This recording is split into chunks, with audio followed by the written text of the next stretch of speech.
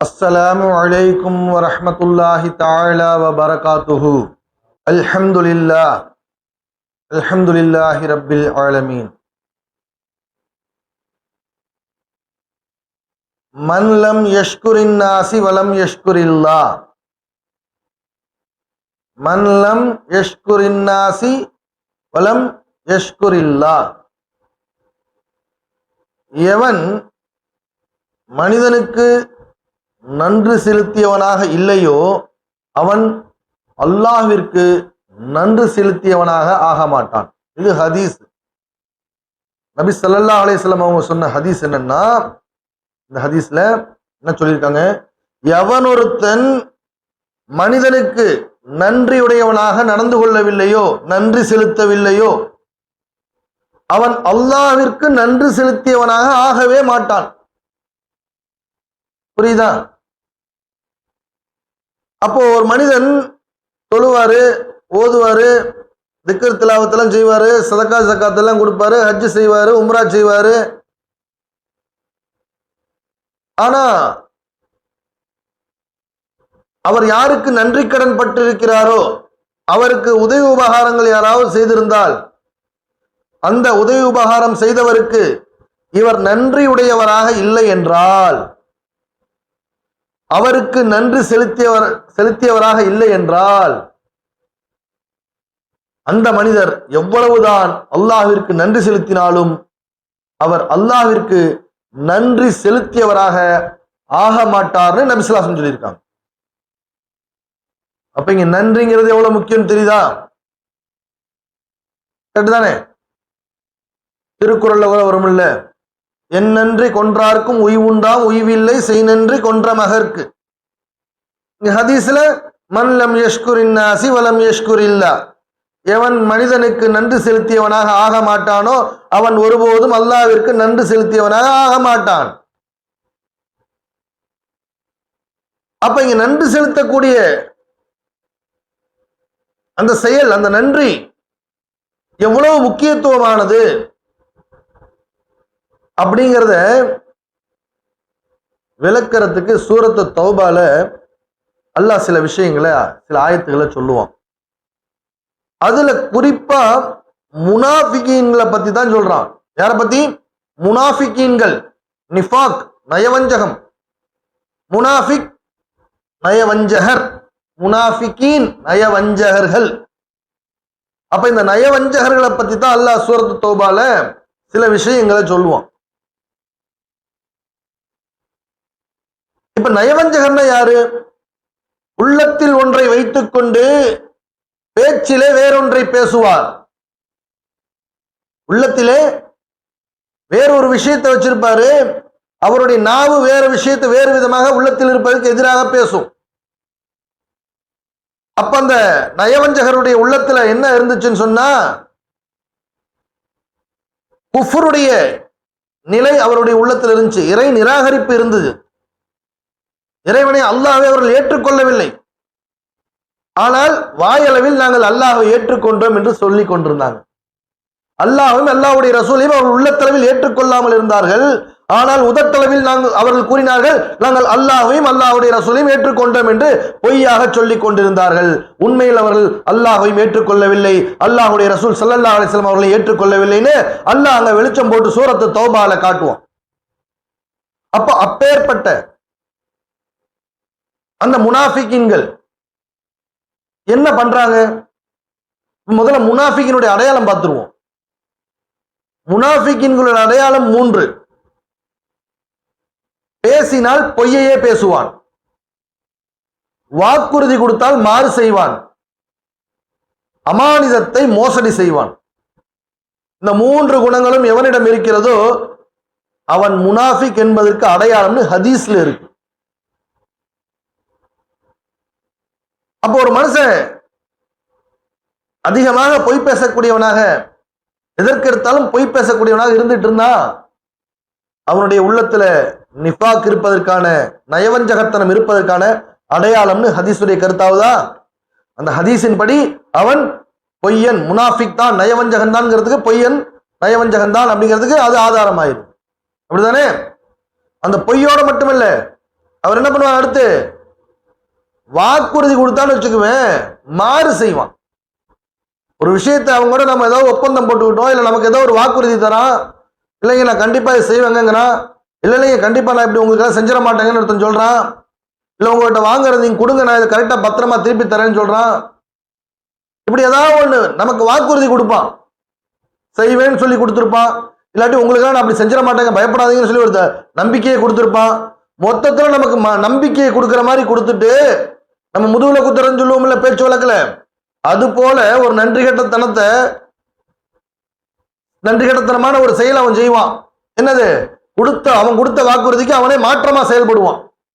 இது முனாஃபிக்கினுடைய அடையாளங்கள்ல 2வது அடையாளம். அந்த நயவஞ்சகத்தனம் உள்ளவனுடைய அடையாளங்கள் 2வது அடையாளம் வாக்குறுதிக்கு மாறு செய்யறது. அவன் கொடுத்த வாக்குறுதிக்கு அவனே மாற்றமா நடப்பான். 3வது அமானிதத்தை மோசடி செய்வான். அவங்ககிட்ட நம்பி ஏதாவது ஒரு பொருளை கொடுத்தோம்னு வச்சுக்குவேன், அது என்ன போட்டுக்குவான்? வாயில போட்டுக்குவான். என்ன பண்ணிக்குவான்? அந்த பொருளை வாயில போட்டுக்குவான். அதான் ஏமாத்திடுவான்.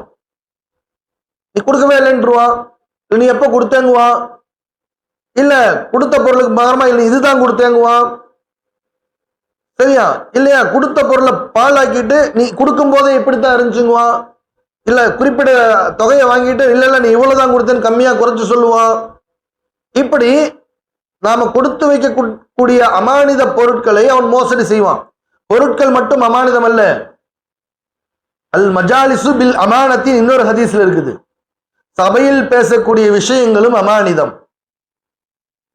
அப்ப அந்த சபையில் பேசக்கூடிய விஷயத்தை வெளியில யார்ட்டையும் சொல்லக்கூடாது, அந்த சபையில் இருக்கவங்களை தவிர வேற யார்ட்டையும் சொல்லக்கூடாதுன்னு அதனுடைய செயல். அந்த செயலுடைய கருத்து அப்படி. ஒரு சபையில ஒரு நம்ம உட்காந்து பேசுற ஒரு 10 பேர் அப்படின்னா, அந்த 10 பேருக்குரிய 10 பேர்கிட்ட மட்டும் பேசிக்கிட்டு அந்த செய்தி என்ன பண்ணக்கூடாது, 11வது நாள்கிட்ட சொல்லக்கூடாது இல்லையா? அந்த மீதி உள்ள 9 பேருக்கு அனுமதி இல்லாம. அப்ப இப்படி செய்யறது அமானிதத்தை மோசடி செய்யறது தான். அப்படித்தானே? ஏன்னா அந்த ஹதீஸ்ல அல் மஜாலிசு பில் அமானத்தி. அதே போல உங்களிடம் யாராவது ஆலோசனை கேட்டால் அந்த ஆலோசனை கேட்கப்படக்கூடியவர் நம்பிக்கைக்குரியவர் ஹதீஸ்ல இருக்குது. அப்ப நீங்க ஆலோசனை சொல்வது உங்கள் மீது அமானிதம். நல்லதா சொல்லணும், உண்மையை சொல்லணும். என்ன உண்மையோ அந்த உண்மையை நீங்க ஆலோசனையா சொல்லணும். அப்போ இது போன்ற அமானிதத்தை மோசடி செய்யக்கூடிய அந்த தன்மையும் யார்கிட்ட இருக்கும்? முனாஃபிக் நயவஞ்சகனிடம் இருக்கும். அப்ப நயவஞ்சகனுடைய 3 அடையாளங்கள், அவன் பேசினால் பொய்யையே பேசுவான், வாயை திறந்தா அருவியா அவன்கிட்ட பொய் தான் கொட்டும். 2வது அவன் எந்த விஷயத்துல வாக்குறுதி கொடுத்தாலும் மாறு செஞ்சுக்கிட்டே இருப்பான். இல்ல உன்னை இனிமேல் நான் என்ன பண்ண மாட்டேன், அப்படியெல்லாம் பண்ண மாட்டேன் அப்படின்னு சொல்லுவான், பின்னாடி நமக்கு அதுக்கு மறுபடியும் செய்வான். மறுபடியும் சரி மன்னிப்போம் மன்னிச்சா மறுபடியும் என்ன பண்ணுவான், மறுபடியும் அதையவே செய்வான். இப்படி திரும்ப திரும்ப அவனை எத்தனை முறை மன்னிச்சாலும் அவன் என்ன பண்ணுவான், அவன் அதே செயலை தான் திரும்ப திரும்ப செஞ்சிட்டு இருப்பான். ஏன்? அவன் முனாஃபிக். அல்லாஹ் தெளிவா டிக்ளேர் பண்ணிட்டானா இல்லையா? அப்ப அவனுடைய குணம் மாறாது, அவனுடைய குணம் மாறாது. முனாஃபிக்குடைய அடையாளங்கள் வந்து அவங்ககிட்ட இருக்குதுன்னா அவன் எப்படி சரியானவனா சீரானவனா இருக்க முடியும்? அப்போ அவன் எந்த ஒரு வாக்குறுதி கொடுத்தாலும் அதை நிறைவேற்றாமல் அதை மாறு செய்யக்கூடியவனாக இருப்பான். 3வது எந்த ஒரு அமானியத்தையும் அவன் மோசடி செய்யாமல் இருக்க மாட்டான். நிச்சயமாக அவன் அமானியத்தை மோசடி செய்வான். இந்த செயல்கள் எல்லாம் எவனிடம் இருக்கிறதோ அவன் நயவஞ்சகன், முனாஃபிக் அப்படின்னு குர்ஆன்லயும் ஹதீஸ்லயும் அல்லாஹ்வும் அல்லாஹ்வுடைய ரசூல் ஸல்லல்லாஹு அலைஹி வஸல்லம் சொல்லியிருக்காங்க. இப்ப மறுபடியும் சூரத்து தௌபாக்கு வந்துடலாம். சூரத்து தௌபால அல்லாஹ் சுப்ஹானஹு வ தஆலா முனாஃபிகீன்களை பத்தி சொல்றான். முனாஃபிகீன் யார்? நயவஞ்சகர்களை பத்தி சொல்றான். இந்த நயவஞ்சகர்கள் எந்த அளவுக்கு ஆயிட்டாங்கன்னு சொன்னா, அவர்கள் அல்லாஹ் அவங்களுக்கு நிறைய கொடுக்குறான். யாருக்கு? முனாஃபிகீன்களுக்கு. எப்படி கொடுக்குறான்னா, அந்த முனாஃபிகீன்கள் கேட்கிறாங்க அல்லாஹ்ட்ட,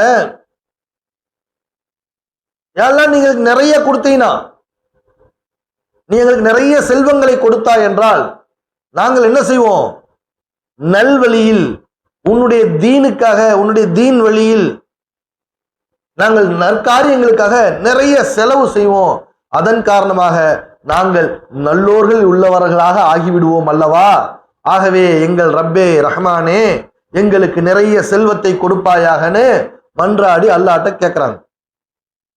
இது அல்லாஹ் குர்ஆன்ல சொல்றான்.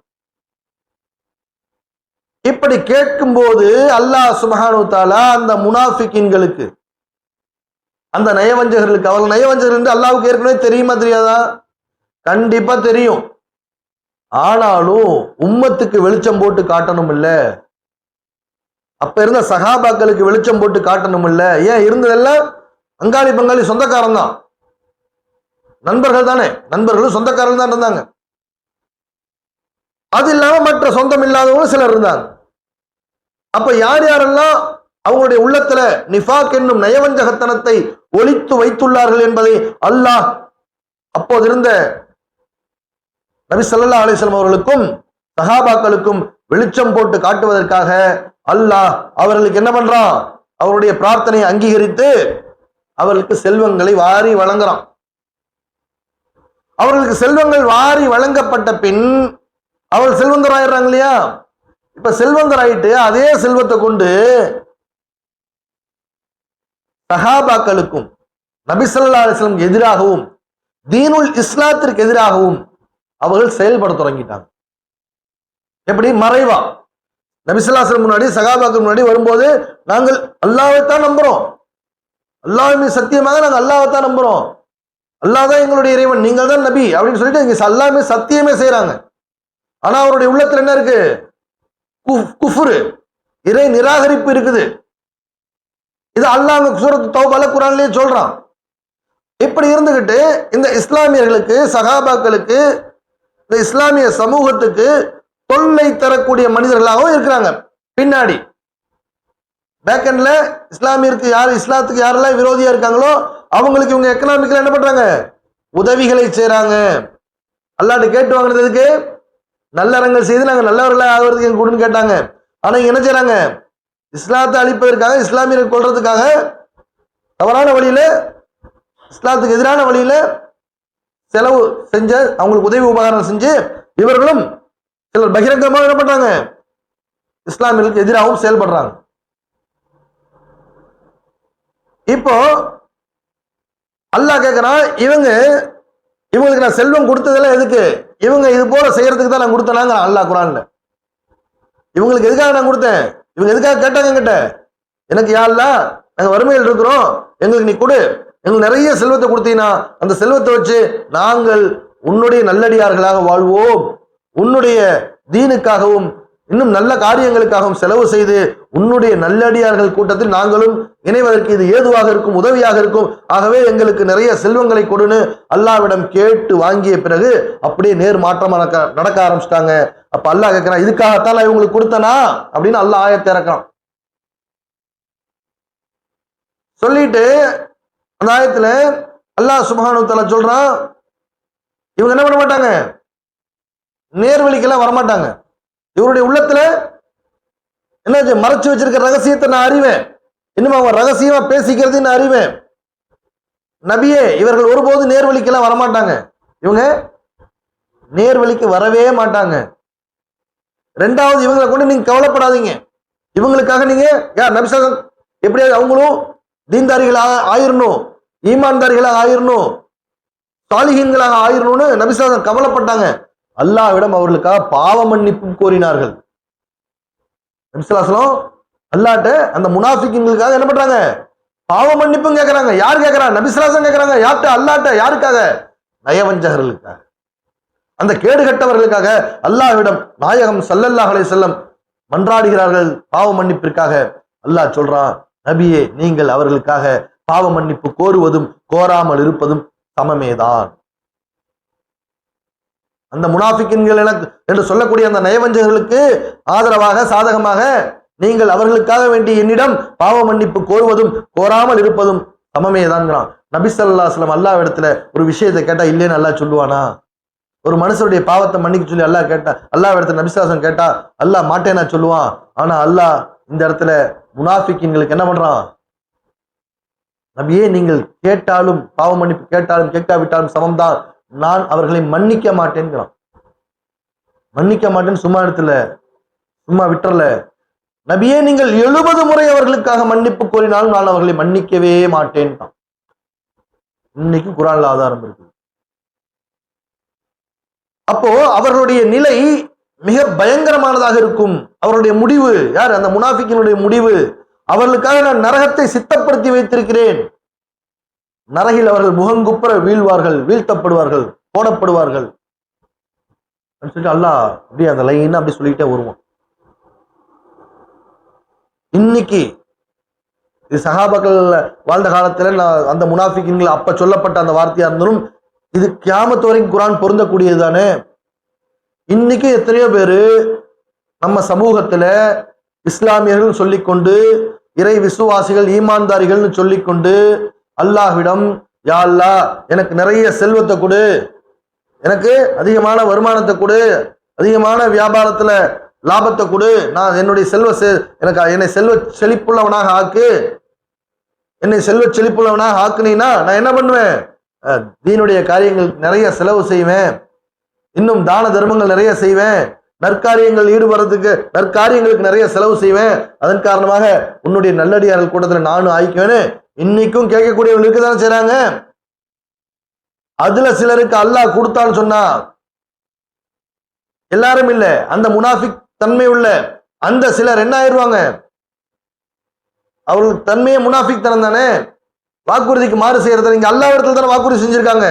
யாரெல்லாம் நீ எனக்கு கொடுத்தீங்கன்னா நான் என்ன செய்வேன்? தீனுக்காக செலவு செய்வேன், நற்காரியத்துக்காக செலவு செய்வேன், தான தர்மங்கள் செய்வேன், அப்படித்தானே கேட்டாங்க. ஆனா இது வாக்குறுதி தானே, அல்லாஹ்விடம் செய்த வாக்குறுதி. இப்ப இந்த வாக்குறுதி மாறு செய்யறான் கையில கிடைச்சதுக்கு அப்புறம். ரெண்டாவது அவன் சொன்னதெல்லாம் பொய். அல்லாஹ் அவனுக்கு கொடுக்கக்கூடிய செல்வம் அமானிதம் தானே. இன்னைக்கு அல்லாஹ் யாருக்கு நமக்கு கொடுத்திருந்தாலும் அது எல்லாம் நமக்கு சொந்தமானவை அல்ல, நம்மிடம் கொடுக்கப்பட்ட அமானித பொருட்கள். அல்லாஹ் இந்த துன்யாவில் நம்மை சோதிப்பதற்காக வேண்டி நம்மிடம் செல்வத்தை கொடுத்து சோதிக்கிறான். அல்லாஹ் நாடியவருக்கு, தான் நாடியவருக்கு செல்வத்தை கொடுத்தும் சோதிப்பான், தான் நாடியவருக்கு செல்வத்தை கொடுக்காமலும் சோதிப்பான். அப்ப இங்க செல்வத்தை கொடுத்து சோதிக்கப்படும் போது அந்த செல்வம் பெற்ற முனாஃபிக்குகள், நயவஞ்சகர்கள் நிலை எப்படி ஆயிருது? உலோபித்தனம், பேராசை. அல்லாஹ் இது என்ன பண்றான்? சூரத்துல் தௌபால தான் அவங்க முனாஃபிக்குகளை சொல்றான். அவங்களுக்கு பேராசை வந்துருது. அந்த பேராசை என்ன? அது இன்னும் எனக்கு செல்வம் வேணும் வேணும். இந்த செல்வத்தை என்ன பண்ணக்கூடாது? நான் செலவு செஞ்சா கம்மியாயிடும், செலவு செஞ்சா கம்மியாயிரும். அந்த கஞ்சத்தனத்தையும் உலோபித்தனத்தையும் அதிகமாக்கி விட்டுறான். அவங்களுக்கு அதிகமாயிருது. அதன் காரணமாக அவங்க நல்வழியிலேயோ தீனுடைய வழியிலேயோ அவர்கள் தாராளமாக செலவு செய்வது இல்லை. யாரு? முனாஃபிக்கின்கள். இந்த செயல் நன்றியுள்ள செயலா, நன்றி கெட்ட செயலா? நான் ஆரம்பத்தில் சொன்ன ஹதீஸ் படி அங்க மனிதனுக்கு செய்ய வேண்டிய நன்றி தான் சொன்னேன், அல்லாவுக்குன்னு சொல்ல. ஆனா மனிதனுக்கு ஒருத்தர் நன்றியுடையவனா இல்லைன்னாவே அல்லாவுக்கு நன்றியுடையவனா ஆக மாட்டாங்கிறப்போ இங்க அல்லாஹ்ட்டே என்ன பண்றான்? நன்றி எடுத்தவன் டைரக்டா அல்லாஹ்ட்டே ஆயிட்டான். சரியா? அப்படித்தானே? அப்ப அல்லாவுக்கே நன்றி கெட்டவனா இருக்கிறவன் மனிதனிடத்துல எவ்வளவு நன்றி உள்ளவனா இருப்பானா? ஒருவன் அல்லாஹ்விடத்திலேயே அவங்ககிட்ட கேட்டு மன்றாடி வாங்கிட்டு அவனுக்கு செல்வம் கிடைத்த பிறகு அல்லாஹ்விடத்துல பெறப்பட்ட செல்வத்தை கொண்டு தீனுக்காகவோ அல்லது நற்காரியங்களுக்காகவோ தான தர்மங்களுக்காகவோ செலவு செய்ய கஞ்சத்தனம் செய்யும் அப்பேற்பட்ட துர்குணமுள்ள அந்த முனாஃபிக், நயவஞ்சக எண்ணம் கொண்ட அந்த நயவஞ்சகன் மனிதர்களிடத்திலே நன்றியோடு நடந்து கொள்வான் என்பதற்கு சாத்தியக்கூறு உண்டா? நம்ப முடியுமா? அவனை அல்லாஹ்வுக்கே அவன் முனாஃபிக்கா இருக்கானே, இங்க மனுஷங்கிட்ட எப்படிதான் இருப்பான்? அதே நன்றி கெட்டத்தனமா தான் இருப்பான். அதே முனாஃபிக் தனத்தான் மனுஷங்களையும் செய்வான். பாய் நீங்க கொடுங்க பாய், உங்களுக்கு நான் என்ன பண்றேன், பின்னாடி நான் முழுமையா திருப்பி தரேன், இன்னும் இதை விட அதிகமா நான் தரேன், நான் உங்க நன்றியை மறக்க மாட்டேன், நீங்க செஞ்ச உதவியை மறக்க மாட்டேன், எல்லாம் கேட்டு வாங்குவான். வாங்கிட்டு என்ன பண்ணுவான்? நீ எப்ப செஞ்ச எனக்கு, நீ அப்படி எனக்கு என்னத்தை செஞ்சிட்ட அப்படின்னு வாய் கூசாமல், மனம் கூசாமல், கொஞ்சம் கூட அல்லாஹ் நாளை மறுமையில் நரகத்தில் தூக்கி எறிவாங்கிற பயமே இல்லாமல் பேசக்கூடியவர்கள் இன்னைக்கு எத்தனையோ பேர் பார்த்திருக்கோமா இல்லையா? அன்றாட நம்ம வாழ்க்கையில பார்க்கிறோமா இல்லையா? இந்த முனாஃபிக்கின்களுக்கு நரகத்தில் என்ன தண்டனை தெரியுமா? நரகத்தில் இவர்கள் எங்க இருப்பாங்கன்னு தெரியுமா? நரகவாதிகள் நரகத்துல மிக ஆழமான பகுதிகள் இருக்கும். அது ஒரு கிணறு போலதான் நரகமே. நரக படுகுழி. அவங்களுடைய பாவத்திற்கு தகுந்த மாதிரி தட்டுக்கள், அந்த லேயர்ஸ் இருக்கும். இதுல ஆக கடைசியில சின்ன சின்ன பாவம், ஓரளவுக்கு பெரும்பாவம், அதுக்கப்புறம் ரொம்ப பெரிய பாவம், இப்படி எல்லாம் போயிட்டு கடைசியா இணை வைத்தல், ஷிர்கு, குஃப்ரு, இறை நிராகரிப்பு, இந்த பாவங்களுக்கு ஆக கீழே இருப்பாங்க. இப்ப அதுக்கும் கீழே, காஃபிர்களுக்கும் கீழே அதல பாதாளத்துல யார் இருப்பாங்கன்னா முனாஃபிக்கின்கள் இருப்பாங்கன்னு ஹதீஸ்ல இருக்கு. நரகத்துல ஆக கீழே அடியில யார் இருப்பாங்களாமா? இந்த நயவஞ்சகர்கள், இந்த முனாஃபிக்கின்கள், இந்த நன்றி கட்ட நயவஞ்சகர்கள் தான் இருப்பாங்கன்னு அல்லாஹ் சொல்றான். நான் சொல்லல, நபி ஸல்லல்லாஹு அலைஹி வஸல்லம் சொன்ன ஹதீஸ்கள்ல இருக்குது. அப்ப இந்த மனிதர்கள், குறிப்பாக நம்ம இஸ்லாமிய சமூகத்தில் இருக்கக்கூடிய மனிதர்கள், இஸ்லாமியர்கள், முஃமின்கள், இந்த விஷயத்துல அல்லாஹ்வை எவ்வளவு அஞ்சிக்கணும், நரகத்துடைய தண்டனை எவ்வளவு பயந்துக்கணுமா இல்லையா? அப்ப இந்த நிஃபாக்குடைய, இந்த நயவஞ்சகத்தனத்துடைய ஒரு குணம் கூட நம்மிடம் இல்லாம பார்த்துக்கணுமா இல்லையா? நன்றி கெட்டத்தனத்தோடு நான் நடந்துக்க கூடாது. ஏனென்றால் ஒரு மனிதனுக்கு நான் நன்றி கெட்டவனாக ஆகிவிட்டால் அல்லாஹ்விற்கு நன்றிகள் செலுத்தவனா ஆகவே மாட்டான் என்று அல்லாஹ் நபி ஸல்லல்லாஹு அலைஹி வஸல்லம் அடித்து கூறிவிட்டார்களே. அப்படின்னு சொன்னால் நான் நிரந்தரமாக நன்றி கெட்டவனாக ஆகிவிடுவேன். நன்றி கெட்டவன் முனாஃபிக் ஆகிவிடுவான். முனாஃபிக் நிரந்தரமாக நரகத்தில் தான் இருப்பான். அப்ப நிரந்தரமா நரகத்துல தான் இருக்க போறவங்க கொஞ்சம் கூட பயம் இல்லாம இன்றைய இறை விசுவாசிகளாக சொல்லிக் கொள்ளக்கூடிய, உண்மையில் அவர்கள் இறை விசுவாசிகள் அல்ல, முனாஃபிக்கின்கள் தான் முடிஞ்சு போச்சு. அவர்கள் தங்களுடைய பேர்களை என்ன சொல்லிக்காங்க? இஸ்லாமிய பெயர்களை வச்சுக்குவாங்க, இஸ்லாமிய பெயர்களை சொல்லுவாங்க, இஸ்லாமிய குடும்பத்தில் தான் பிறந்திருப்பாங்க, இஸ்லாமியர்கள் தொழுகைக்கு வருவாங்க. நபி ஸல்லல்லாஹு அலைஹி காலத்துல எப்படி இருந்தாங்க, சகாபாக்கள் காலத்துல எப்படி இருந்தாங்க? நபி ஸல்லல்லாஹு அலைஹி வஸல்லம் பின்னாடி நின்று சஃப்ல சகாபாக்களோட தோளோடு தோள் நின்று முனாஃபிக்கின்களும் தொழுதார்கள், தொழுதுள்ளார்கள். இன்றும் வரலாறு உண்டு ஹதீஸ்கள்ல. அப்ப இன்னைக்கும் நம்ம கண் முன்னாடி முனாஃபிக்கின்கள் இருக்கத்தான் செய்யறாங்க. இவங்க கியாமத் வரைக்கும் இருக்கவும் செய்வாங்க. இவர்கள் நம்முடைய தோளோட தோல் நின்று நம்முடைய மஸ்ஜிதுகள்ல ஒன்னா நின்று தொழுகுவாங்க, நம்மோட நல்லா பேசுவாங்க, பழகுவாங்க. ஆனா உள்ளத்துல, அவருடைய உள்ளத்துல நம் மீது பொறாமையும் காழ்ப்புணர்ச்சியும் இருக்கும். அல்லாஹ் இவனுக்கு இப்படி கொடுக்கிறானா, இவ்வளவு கொடுக்கிறானா அப்படின்ட்டு அல்லாஹ்வின் மீதும் வெறுப்பு ஏற்படும், அந்த அல்லாஹ்வுடைய அடியானின் மீதும் வெறுப்பு ஏற்படும் அவர்களுக்கு. அதுதான் அவருடைய குணம். அப்பேற்பட்ட அந்த தீய குணத்தை அல்லாஹ் அவ்வளவு கடுமையா சொல்லியும் அதை பற்றிய லட்சியம் இல்லாமல், கவலை இல்லாமல் வாழ்வது எவ்வளவு பெரிய பேராபத்து. ஆபத்தா இல்லையா? அப்போ இந்த நிஃபாக், நயவஞ்சகத்தனம் எல்லளவு கூட ஒரு மனிதனுடைய வாழ்க்கையில வந்துடக்கூடாது அல்லவா? அப்படி இருக்கும்போது இந்த மனிதர்கள், குறிப்பாக இஸ்லாமிய சமூகத்தில் இருக்கக்கூடிய இறை நம்பிக்கையாளர்கள் சொல்லிக் கொள்ளக்கூடிய முனாஃபிக்கின்கள், நயவஞ்சகர்கள், தன்னுடைய சகோதர முஸ்லிம்களிடத்திலேயே யார் இடத்துல செஞ்சாலும் பாவம் பாவம் தான், முனாஃபிக் தனம் தான், நன்றி கெட்டத்தனம் தான். அப்ப தன்னுடைய உறவுகளிலையும், தன்னுடைய நண்பர்களிடத்திலையும், தனக்கு மிக நெருக்கமான இடத்திலையும், தன்னை நம்பியவரிடத்திலேயே இவர்கள் இது போன்ற துரோக செயல்களையும் நன்றி கெட்ட தனத்தையும் வெளிப்படுத்தும் போது அல்லாஹ் இவர்களை எவ்வாறு நடத்துவான் மறுமையில்? ஏன்னு சொன்னா, ஏற்கனவே சொன்னேன் போன இதுல பயான்ல, ஒரு மனிதன் அல்லாஹ்விற்கு செய்ய வேண்டிய கடமைகள், அது ஹுக்கூக்குல்லா, அடியார்கள் மனிதர்களுக்கு செய்ய வேண்டிய கடமைகள். ஹுக்கூக்குல் இபாத் ரெண்டு வகையா இருக்கு. ஒரு மனிதன், ஒரு அடியான் இறை நம்பிக்கையாளன்னு சொன்னா என்ன பண்ணும்? அல்லாஹ்விற்கு செய்ய வேண்டிய, இறைவனுக்கு செய்ய வேண்டிய கடமைகளையும் செய்யணும், அது தனி. இது இல்லாம அடியார்களுக்கு செய்ய வேண்டிய கடமைன்னு தனியா இருக்கு. இப்ப அல்லாஹ்வுக்கு செய்ய வேண்டிய கடமைகள்ல அவன் முழுமையா செஞ்சுதான் ஆகணும். அதில் ஒரு வேளை சந்தர்ப்ப வசத்தாலோ, அறியாமையினாலோ, சூழ்நிலையினாலோ, இயலாமையினாலோ, மறதியினாலோ, மனோ இச்சையினாலோ ஏதாவது சிறிது முன்பின் ஆயிருச்சுனாலும் அல்லாஹ் சுப்ஹானஹு வ தஆலா தான் நாடியவருக்கு மன்னிக்கிறான். அல்லாஹ் தான் நாடியவருக்கு மன்னிக்கிறான். தான் நாடியவரை தண்டிக்கிறான்னு சொல்லி குர்ஆன்லயும் ஹதீஸ்லயும் சொல்லப்பட்டிருக்கு.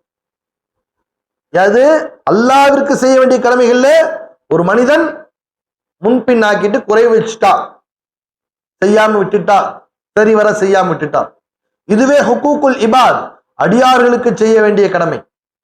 அடியார்களுக்கு செய்ய வேண்டிய கடமையில ஒரு மனிதன் முன்பின் ஆக்கிட்டான்னு சொன்னா, செய்யாமல் விட்டு விட்டான்னு சொன்னா, அல்லது குறை வைத்து விட்டான்னு சொன்னா, அவன் எந்த காரணத்தை கொண்டு குறைவு செய்திருந்தாலும், இங்க அறியாமல், மறதியில, இல்ல தெரியாம, சந்தர்ப்ப சூழ்நிலையில அப்படிங்கிற எந்த காரணமும் இங்க ஈடுபடாது. அதெல்லாம் இங்கதான் யாருக்கு? அல்லாஹ்வுல செய்யறதுக்கு தான். இங்க நீ எந்த காரணத்தை வச்சு செஞ்சா, நான் அறியாம செஞ்சுட்டேன், நான் தெரியாம செஞ்சுட்டேன், இல்ல நான் மறதியில செஞ்சுட்டேன், இல்ல இங்க ஞாபகம் இல்லாம செஞ்சுட்டேன், இல்ல நான் இதை பத்தி எனக்கு தெரியாது, இல்ல எனக்கு என்னோட சிச்சுவேஷன் அப்படி, என்னுடைய சூழ்நிலையினால நான் அப்படி செஞ்சுட்டேன், இல்ல என்ன போட்டு இப்படி நிர்பந்தம் பண்ணாங்க, அந்த நிர்பந்தத்தில் நான் இப்படி செஞ்சுட்டேன், இல்ல என்னை மனோ இச்சையினால செஞ்சுட்டேன், இல்ல நான் வேணும்னு தான் செஞ்சேன், இப்படின்னு எந்த காரணமாக இருந்தாலும் அந்த அடியான் மன்னிக்காத வரை அல்லாஹ் அந்த பாவம் செய்தவனை அல்லாஹ் மன்னிக்க மாட்டான்னு ஹதீஸ். இங்க அல்லாஹ்வுக்கு செய்ய வேண்டிய ஹுக்கூக்குல்லால, அல்லாஹ்வுக்கு செய்ய வேண்டிய கடமை இல்ல. நான் சொன்னேன், ஒவ்வொரு சூழ்நிலைகள், முன்பின் காரணம், இல்ல மறதி, அறியாமை, சந்தர்ப்ப சூழ்நிலை, நிர்பந்தம், இது அதுக்கு தகுந்த மாதிரி அங்க மன்னிப்பு உண்டு. ஆனா இங்க நான் அறியாம செஞ்சுட்டேன், தெரியாம செஞ்சுட்டேன், சந்தர்ப்ப சூழ்நிலை செஞ்சுட்டேன், என்னை மிரட்டி செய்ய வச்சாங்க, நிர்பந்தப்படுத்தினாங்க அப்படின்னு எந்த காரணமும் சொல்லாலும் எடுபடாது. நீ செய்தது அடியானுக்கு செய்த குற்றம். அந்த குற்றத்தை, அந்த பாவத்தை, அந்த நஷ்டத்தை அந்த மனிதன் உன்னை மன்னிக்காத வரை, அந்த மனிதன் மன்னிப்பு கேட்டு அந்த மனிதன் உன்னை மன்னிக்காத வரை அல்லாஹ் உன்னை மன்னிக்கவே மாட்டான்னு ஹதீஸ்கள்ல சொல்லப்படும். சரியா?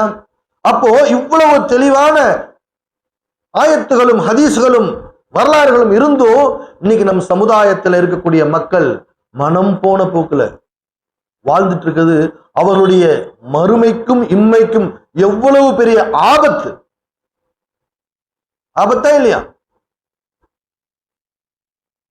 அப்போ விளங்கணும், இந்த பாவத்திலிருந்து விலகிறது இல்ல, இந்த பாவத்தின் சுவடு கூட யார் மீது விழுந்துடாம இருக்கணும்னு நம்முடைய சமுதாயத்திற்குரிய ஒவ்வொரு மனிதனும், ஆணாக இருந்தாலும் சரி, பெண்ணாக இருந்தாலும் சரி, ஒவ்வொரு மனிதனும் மிகுந்த எச்சரிக்கையோடு இருக்கணும். இல்லைன்னு சொன்னா ஈமான் போறதோட மட்டுமில்ல, அதை விட மிகப்பெரிய ஆபத்து, குஃப்ரை விட கீழான நிலைமையில இந்த நிஃபா கொண்டு போய் சேர்த்து. அல்லாஹ் அதை விட்டும் நம்மையும், நம் மனைவி மக்களையும், நம் குடும்பத்தினரையும், நம் சந்ததிகளையும், என்னுடைய மாணவ செல்வங்கள் அனைவரையும் அல்லாஹ் இம்மை மறுமை இரண்டிலும் நிரந்தரமாக பாதுகாத்து அருள் புரிவானாக. அல்ஹம்துலில்லாஹ். இப்போ இப்பேற்பட்ட இந்த முனாஃபிகீன்களை பத்தி வெளிச்சம் போட்டு காட்டுறதுக்கு அல்லாஹ் ஒரு செயலை இங்க செஞ்சதாக நபி ஸல்லல்லாஹு அலைஹி வஸல்லம்க்கு, நபி ஸல்லல்லாஹு அலைஹி வஸல்லம் அவங்க சஹாபாக்கள் சொல்லுவாங்க. இந்த ஹதீஸ் புகாரிலேயோ முஸ்லீம்லயோ வருதுன்னு நினைக்கிறேன். அதாவது பனு இஸ்ராயல்கள் காலத்துல, யாரு? பனு இஸ்ராயல்கள், யாக்கூப் அலைஹிஸ்ஸலாம் அவர்களுக்கு பின்னாடி நபி ஈசா அலைஹிஸ்ஸலாம் வரைக்கும் வந்த அனைத்து நபிமார்களும் பனு இஸ்ராயல்கள், அந்த நபிமார்களும் அந்த உம்மத்துகளும். அப்ப அந்த காலகட்டத்துல ஏதாவது ஒரு நபி, அது எந்த நபின்னு சொல்லப்படல, அந்த நபியுடைய உம்மத்து, அந்த கூட்டம், கௌம், அந்த மக்கள், அந்த மக்கள்ல 3 பேர் இருக்காங்க. சரியா? இப்போ இது இங்க விட்டுட்டு அப்படியே நேரம் அங்க போயிடுவோம். அங்க அல்லாஹ் என்ன பண்றான்? மலக்குகளை கூப்பிடுறான். மலக்குகளை கூப்பிட்டு, பாருங்க இந்த 3 அடியார்களுடைய நிலை எப்படின்னு உங்களுக்கு நான் விளக்குறேன். இவருடைய நிலை என்ன, இவர்கள் எப்படிப்பட்டவர்கள் அப்படிங்கிறத விளக்கிறதுக்காக அல்லாஹ் மலக்குமார்ட்ட, அது பெரிய சம்பாஷணை, அதுக்குள்ள நான் போகல, நான் இந்த இதுக்குள்ள முடிச்சுட்டு சீக்கிரம் முடிச்சுக்கலாம் இன்ஷா அல்லாஹ். சோதிக்க தயாராயிட்டான் அல்லாஹ் மலக்குமார்களை வச்சு. சரியா? சிம்பிளா சொல்லணும்னா அல்லாஹ் என்ன பண்ணா, சோதிக்க தயாராயிட்டான் மலக்குகளை சாட்சியா வச்சு. அதுல என்ன பண்றான்? 2 மலக்குகளை கூப்பிடுறான். நீங்க வாங்க, நீங்க கீழே போங்க. எங்க? பூமிக்கு. அந்த பகுதியில் இருக்கக்கூடிய 3 நபர்கள் அல்லாஹ் சுட்டி காட்டுறான். ஒருவர் குஷ்டரோகின்னு சொல்லக்கூடிய தொழு நோயாளி, இன்னைக்கு இந்தியாவில் அந்த நோயெல்லாம் இல்லை, எங்கேயுமே பெரும்பாலும் எல்லாம் அருகி போச்சு, அது முழுமையா இல்லாமலும் ஆக்கிட்டாங்கன்னு சொல்லப்படுது. அல்ஹம்துலில்லாஹ். அப்போ அது ஒரு பெரு வியாதி. என்னன்னா அப்படியே உடல் அவயங்கள் எல்லாம் அப்படியே அழுகி போய் அப்படியே கொஞ்சம் கொஞ்சமா செதஞ்சுக்கிட்டே வரும். உடலே சிதைவு ஏற்படும், உடல் சிதைவு நோய். அந்த உடல் அதுவே அதை தின்னுக்கும், அந்த செல்களை அப்படியே அரிச்சு அரிச்சு அரிச்சு அரிச்சு அப்படியே விரல் எல்லாம் மொன்னையா போயிடும். அந்த நோய் தான் குஷ்டம்னு சொல்லுவாங்க. அதுல கருங்குஷ்டம், வெண்குஷ்டம், அதுல நிறைய வெரைட்டி எல்லாம் கூட இருக்குது. சரி, நம்ம அது வேண்டாம், நல்லா பாதுகாக்கணும் எல்லாரையும். இப்ப அப்பேற்பட்ட குஷ்டரோகி, அதாவது தொழு நோயாளி, அவர் ஒருவர். அடுத்து இரண்டாம் அவர் வேறொரு பகுதியில் இருக்கிறாரு. அவருக்கு வழுக்கை தலை. சரியா, இது பாடி ஷேமிங்காக சொல்லப்படல, புகாரில் இருக்க ஹதீஸ நபி ஸல்லல்லாஹு அலைஹி வஸல்லம் அவங்க சொன்னதாக பதிவு செய்யப்பட்ட ஹதீஸ் சஹாபாக்களுக்கு. அப்போ வழுக்கை தலை மனிதர், இன்னைக்கு முடியலன்னா எவ்வளவு பிரச்சனையா இருக்குது. முடி கொட்டுச்சுனாவே, 4 முடி கொட்டுச்சுனாவே நிறைய கொட்டுது, என்ன ஆயில் போடலாம், என்னென்ன பண்ணலாம், வழுக்கை விழுந்துருமோ, ரொம்ப பயமா இருக்கு, கவலையாவும் இருக்கு இல்லையா? அப்படித்தானே? அப்போ அந்த முடிக்காக ஆண் பெண் எல்லாம் வேறுபாடு இல்லாம என்ன பண்றோம், கவலைப்படக்கூடியவங்களா இருக்கிறோம். கொஞ்சம் முடி கொட்டுறதுக்கு, இந்த ஹேர் ஃபாலுக்கு அவ்வளோ இது. ஆனா அங்க அந்த மனிதருக்கு என்ன இல்லை, முடியே இல்லை, வழுக்க தலையா இருக்காரு. இளம் வயது தான், வழுக்க தலையா இருக்காரு. அவருக்கு அவர் பிரச்சனை. இந்த மனிதர் தேர்ந்தெடுத்தாச்சு. அடுத்து வேறொரு பகுதியில் 3ஆம் நபர், அவர் குருடர், அதாவது பார்வையற்றவர். சரியா, ஏன்னா குருடர்னு சொல்லக்கூடாது இல்லையா, பார்வையற்றவர். அப்போ இந்த 3 நபர்களையும் அல்லாஹ் தேர்வு செய்து இவர்கள் 3 பேரையும் போய் சோதிச்சுட்டு வாங்கன்ட்டு அந்த 2 மலக்குகளை மனித தோற்றத்துல போங்கன்னு அனுப்புறோம். எது? மனித தோற்றத்தில் நீங்க போங்கன்னு. அதே போல அந்த மலக்கு வராங்க. வந்துட்டு முதல்ல தொழுநோயாளியை போய் பார்க்கறாங்க. இவங்க தன்னை மலக்குன்னு காமிச்சுக்கல. சொல்றாங்க, உனக்கு என்னப்பா பிரச்சனை, உனக்கு என்ன தேவை, ஏதாவது எங்கிட்ட தேவைன்னா கேளு, உங்களுக்கு நான் அதுக்காக துவா செய்றேன், நான் துவா செஞ்சா உனக்கு கபூல் ஆகும், நான் அல்லாஹ் விட என்ன பண்றேன், துவா செய்றேன், அற்புதங்கள் நிகழ்த்துவேன், உனக்கு எது வேறுன்னா கேளு அப்படின்னு அல்லாஹ்வின் பெயரை கொண்டு நான் அற்புதங்கள் நிகழ்த்துவேன், உனக்கு எது வேணா கேளுப்பா அப்படின்னு சொல்லி இந்த மலக்கு மனித உருவத்திலிருந்து கேட்கிறார்.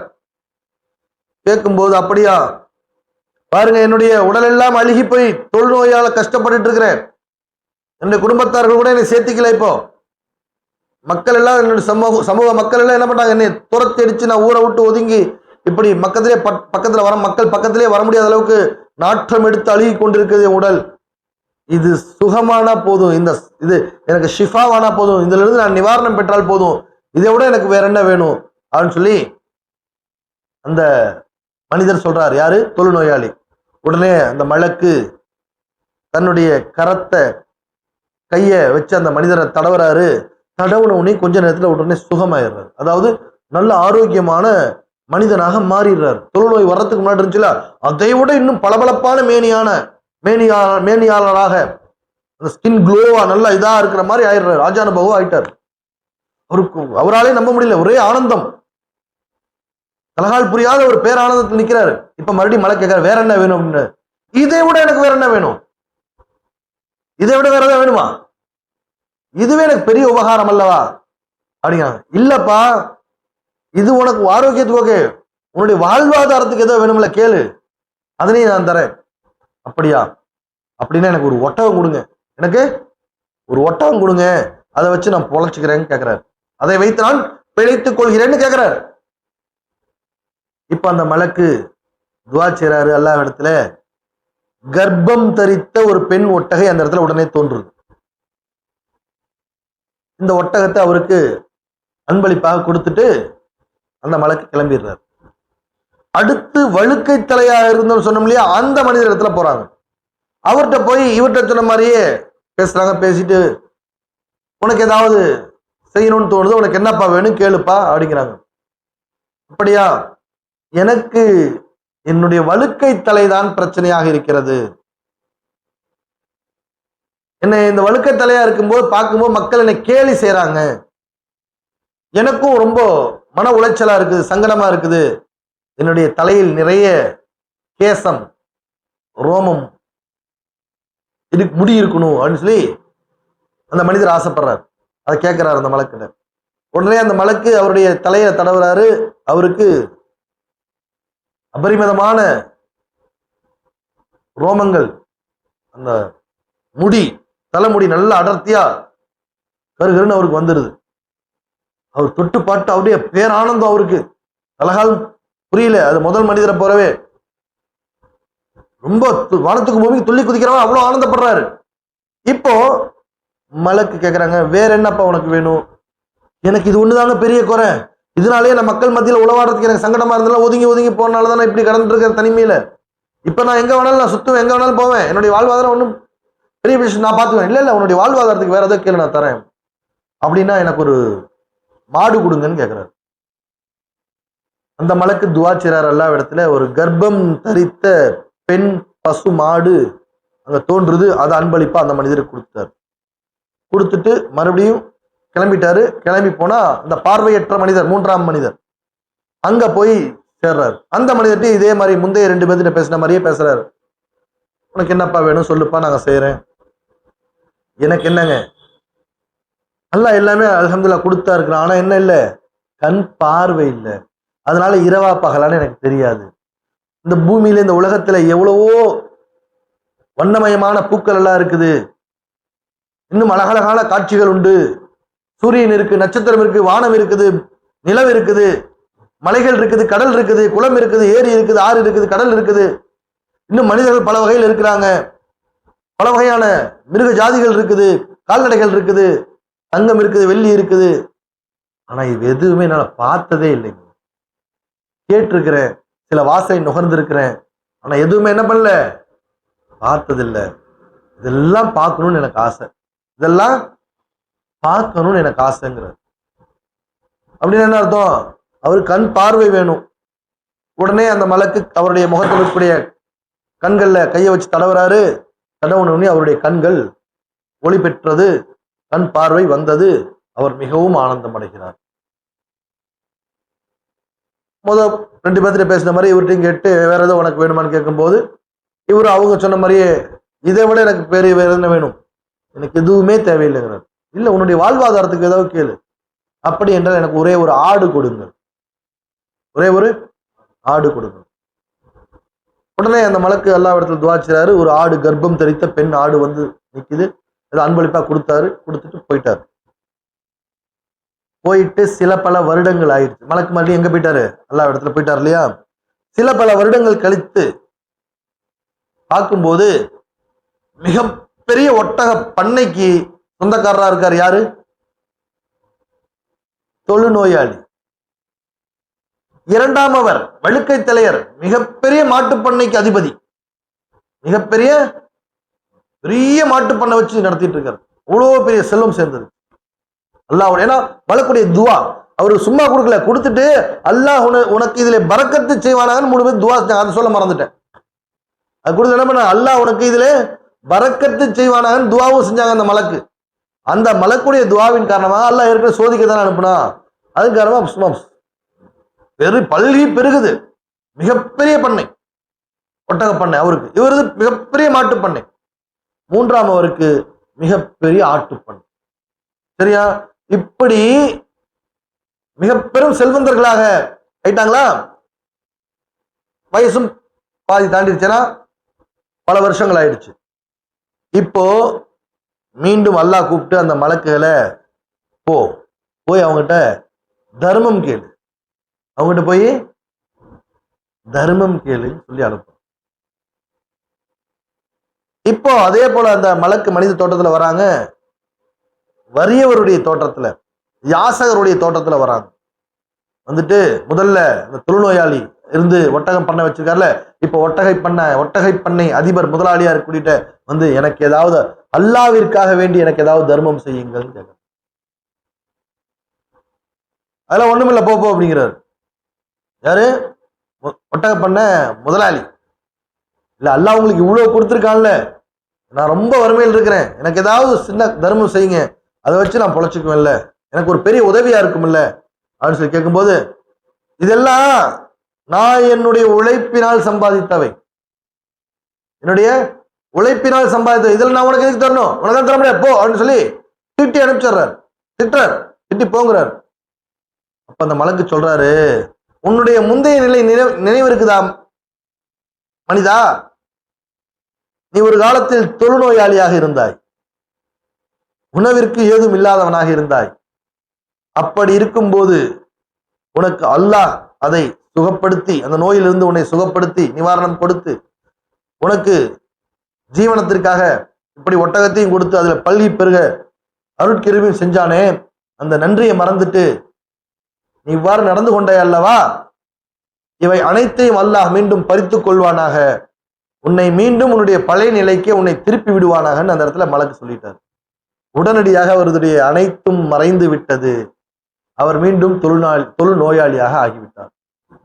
இரண்டாம் அவர் வழுக்கை தலையிட்ட வராரு. அங்கே அது பசுமாட்டு பண்ணை இருக்குது, மாட்டு பண்ணை, மிகப்பெரிய பண்ணை. அவர்கிட்ட இதே போல அந்த மலக்கு யாசகம் கேட்கிறாரு. அவரும் அதே போல பதில் சொல்றாரு. ஒட்டக பண்ணக்காரர் சொன்ன மாதிரியே சொல்லும் போது அவர்கிட்ட சொன்னதுங்க அதே தான் சொல்றாரு. ஒரு காலத்து நீ வழுக்கை தலையில இருந்து எங்கேயும் மக்களை உறவாட கூட பயந்த, அதனால வந்துட்டு உன்னால எந்த தொழிலும் செய்ய முடியாம உன்னோட ஜீவனத்துக்கே ரொம்ப கஷ்டத்து இருந்த, உனக்கு இந்த மாதிரிலாம் செஞ்சு அல்லாஹ் உதவியால கிருபியினால இப்படி வளர்த்து விட்ட பிறகு இப்படி சொல்றையே, அல்லாஹ் மீண்டும் உன்னை உன் பழைய நிலைக்கு திருப்புவானாகன்னாங்க.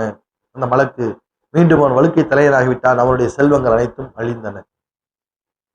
இப்பொழுது மூன்றாம் அவர் யார்? பார்வையற்றவர். இவரிடத்துல அந்த மலக்கு வருகிறார். வந்து, நான் மிகவும் சிரமத்திலும் வறுமை நிலையில் இருக்கிறேன், பசியும் பட்டினியுமா இருக்கிறேன், என்னுடைய வாழ்வாதாரத்துக்கு, என்னுடைய ஜீவனத்துக்கு, என் உயிரை காப்பாத்திக்கிறதுக்கு ஏதாவது தானம் தர்மங்கள் செய்யுங்க அப்படின்னு சொல்லி கேட்கிறார். அப்பொழுது முன்னாள் பார்வையற்றவராகவும் இந்நாள் ஆட்டுப்பண்ணை முதலாளியாகவும் இருக்கக்கூடிய அந்த மனிதர் சொல்கிறார், ஒரு காலத்தில் நான் பார்வையற்றவனாக இருந்தேன், ஒரு காலத்தில் நான் பார்வையற்றவனாக இருந்தேன். நான் யாசகம் வாங்கிதான் சாப்பிடணும், இல்ல யாராவது மக்கள் கொடுத்தாதான் சாப்பிடணுங்கிற நிலைமையில் இருந்தேன். அப்பொழுது அல்லாஹ்வின் கிருபையினால் எனக்கு பார்வையும் கிடைத்தது. இதோ இவை அனைத்தையும் அவன் தான் கொடுத்தான், இது அனைத்தும் அவனுக்கே சொந்தமானது. இவ்வளவு பெரிய செல்வம், திரண்ட சொத்து செல்வம் யாருக்கு சொந்தம்? அல்லாஹ்விற்கே சொந்தமானது. அவன் கொடுத்ததை அவனுக்கே மீண்டும் கொடுக்க நான் ஆசைப்படுகிறேன்.